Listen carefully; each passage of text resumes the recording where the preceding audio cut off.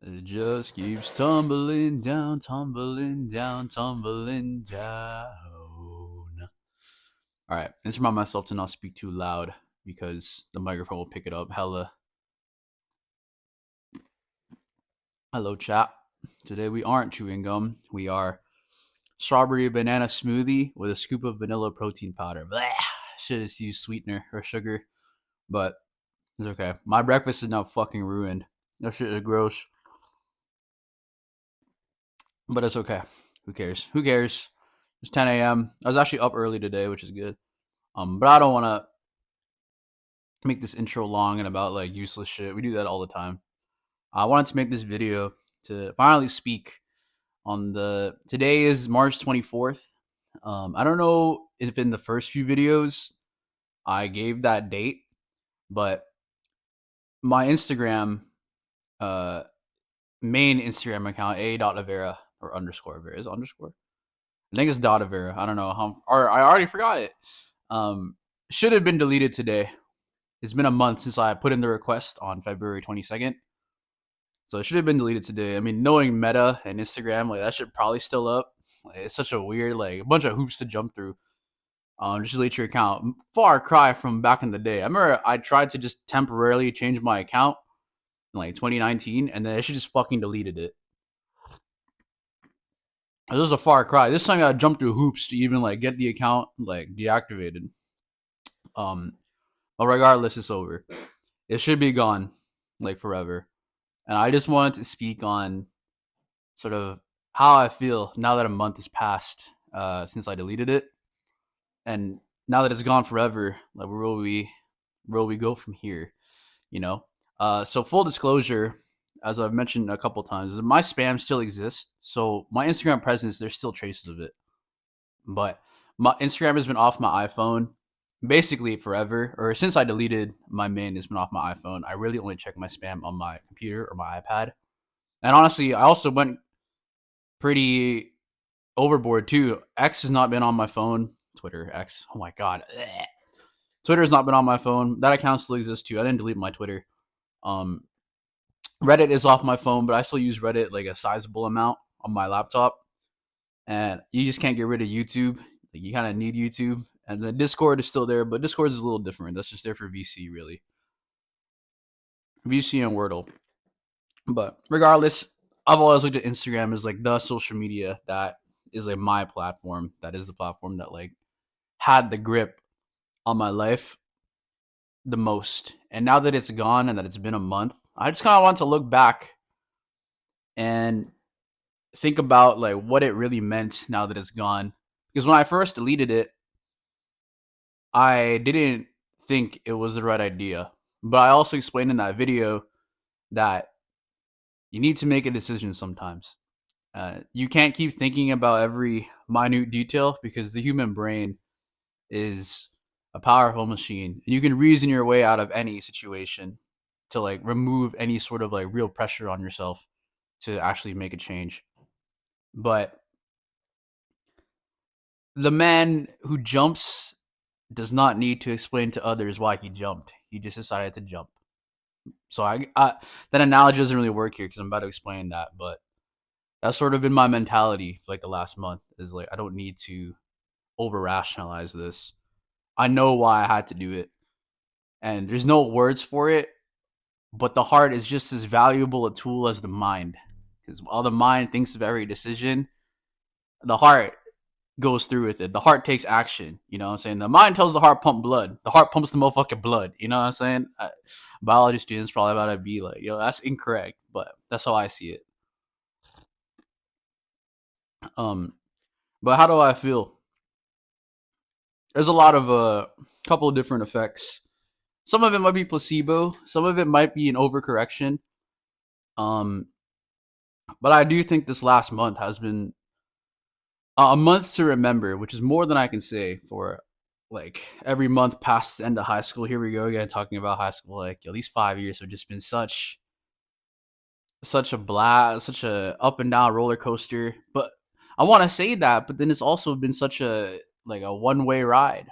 Not much to point out, but this last month specifically has been really like eye opening for me.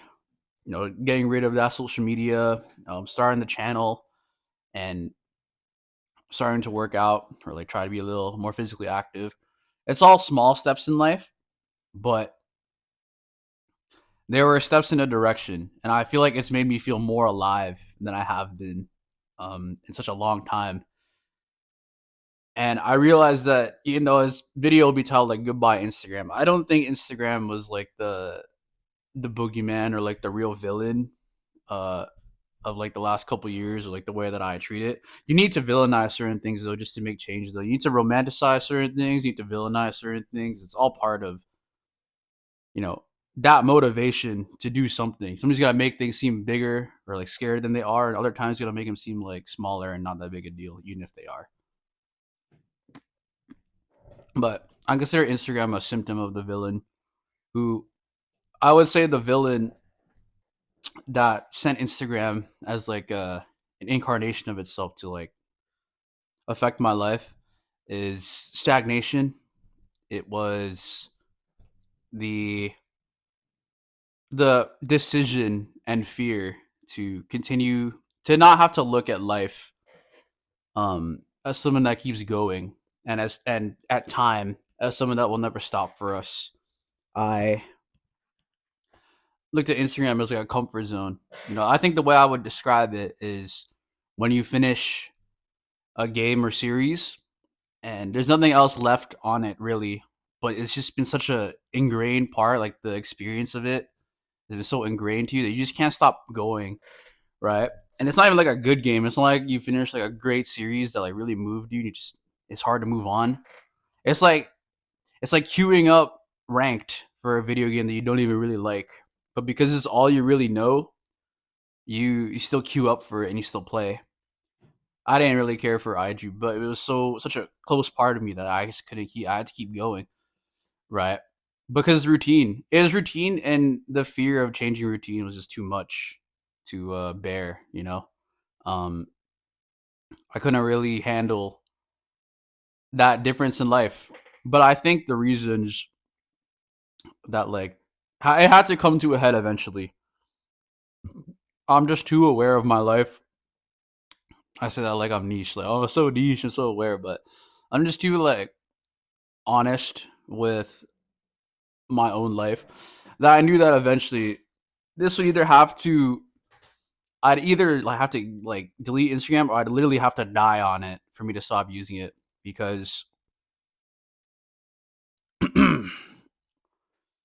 it's either one or the other. I don't think some of that works in uh, small amounts or small choices or decisions.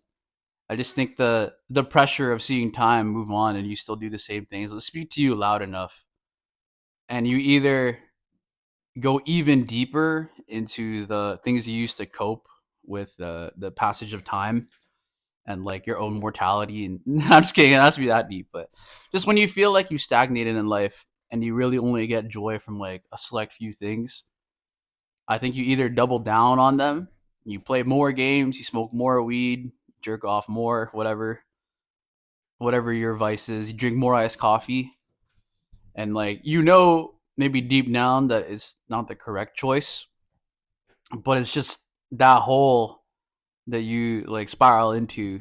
It's just too hard to like dig yourself out of, and you just don't like have it in you. Saying to like pull yourself out. I know that sounds like kind of pathetic, but honestly, I think that's just honest. I think it's just real to admit that like, or to not want to fully admit that like the places you've brought your mind to and your body to are just such a deep hole, and it's such a has such a deep hold on you that you just don't want to change that.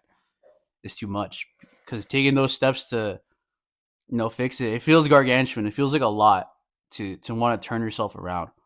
But I knew that at least for me, I didn't want to be someone who lost to routine or who lost themselves to like drowning out the passage of time and just thinking that I could still live like a kid forever, that I could just be on Instagram forever, play video games forever and stuff. But I knew that it wasn't right. I knew it for a long time, really, because your mind will tell you, the anxiety of never being the person that you know you can be will speak to you. You know, even if you try to block it out, you still hear it. You know, that you'll always think that you could have been more. Right? There will always be, there was greener pastures that is just barely within reach, but you just, the mind will reason its way out of it. It will tell you like it wasn't your fault. And sometimes it isn't. Sometimes it's not your fault that like the where you are in life. And I don't want to sound privileged and say that like I have had the choice to do a lot of different things. Some people just don't get that choice. But in terms of things like deleting Instagram or cutting back on like video games, whatever, I still have that choice. But it was just, it's scary, you know. But I think the thing is though, is that if you do those things, you need to start doing something immediately after. I don't think you can live life constantly cutting things out. You need to add more stuff too. So if I was going to delete Instagram, I needed the channel. I needed a place to still put out this energy or this like public persona that I like to put out to you. You need Instagram. And then if I'm going to cut out video games or like lower that amount, it's like we need to pick up reading or sort of maybe just readjust. If I'm gonna play a video game, it's usually something that I actually enjoy. I've been talking about Resident Evil a lot. I actually enjoy that. This is not me queuing up Street Fighter 6 like I used to and just like getting mad for 2 hours and wondering like why the fuck am I doing this? Like no, I'm enjoying the entertainment that I choose to consume. And I think that's all you can ask of somebody. I don't think anything is a waste of time if you don't think it is. But I think you subtly know when something's wasting your time. You subtly know when you've spent too many times, you've been on reels too long. You know subtly when you've just been queuing rank and nothing productive has been done, you know? And this isn't really a video about Instagram anymore. It's a video just about life um, and making choices. But I do think Instagram was like the big anchor that I had personified as like wanting to stay in the past and wanting to stay like still. But the thing is that it was a really like incorrect thing to choose as the thing to stay still on because you're just seeing everybody else move on with their life. Even again, Instagram is very curated. You don't see everything with everybody. At the end of the day, you know your whole experience. You will only know like what people tell you and what they show you. You think you do, but nah, people have a whole 24 hours. You know how long 24 hours is, dude? Like even if they're spamming their stories or like constantly posting, there's still something that you don't know, right? But you know everything about yourself. And there's parts of you want to hide, right? That you only want, you can't even admit to yourself. But I think it's the seeing what everyone is doing creates that social accountability that I think is probably one of the greatest motivators in life or one of the greatest demotivators in life. I think seeing what other people are doing can either really push you to chase it yourself, especially if you post about your ambitions. That's a dangerous, dangerous, dangerous fuel to use because it can either really, really gas you up and really push you, or it will kill you straight up if you decide to put out into the world like what do you think you can do and like show it off because it creates accountability. Accountability is, it's a good thing. People say it's a good thing, but it's a demonic thing. I think it's neutral. Accountability is neutral. Accountability forces you to realize like other people are depending on you to like see things through, right? And I think if you sink to that pressure that you build on yourself by trying to put your life out there, that's a scary feeling, man. You don't want to talk to nobody anymore because you don't want them to tell you like, hey, what happened to that project you were working on, you know? And although I wasn't posting about my life, like my ambitions on Instagram, I think seeing other people do that, I think kind of made me feel it internally, where it's like I kind of want to compete. Part of me wanted to compete, but the other part of me like didn't have it within me to take those steps. So I decided to sort of look at it a different way. Like I don't want to see this, right? But not because I didn't care. I mean, partly you don't care. Like these other people's lives are their lives, but you didn't want to see it because it reminded me that like, yo, we came from the same place at one point. We went to the same school at one point. Hell, at one point I was probably smarter than half those fucking fellas. But achievements don't carry over, right? That phase of life been done. Now these people are probably in better shape, or they are in better shape. They have a well-paying job, a job that they do. They own their own car. It's like, you know, you can't keep feeding your mind these things from like forever ago to keep yourself afloat. Like it's time to actually wake up and like chase some shit. right? Either chase it or just never look at it again, like disappear, right? I'm not here to tell someone like what to do. Hell, I mean, half the time I wanted to disappear because I felt ashamed. I was like, I didn't want to see this anymore. I hate being confronted with the fact that like I'm not where I felt like I should have been, where other people were, you know, making hella money. I was just sitting at home scrolling reels, right? And I think it's funny that some of the reels would like kind of like play up that idea of like, oh, that's okay, like this is what you need, like I'm fine with this, but it only goes on for so long. You're only young for so long, right? And I felt like that Confucius quote uh, has been sitting in my head as a philosophy student, where everyone got two lives. First is before you realize you got one life, and the second is after you realize you got one life. And I realized that